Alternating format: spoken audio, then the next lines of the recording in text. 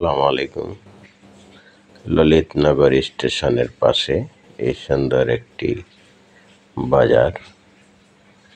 এখানকার দৃশ্যটা আমাকে খুব ভালো লাগলো।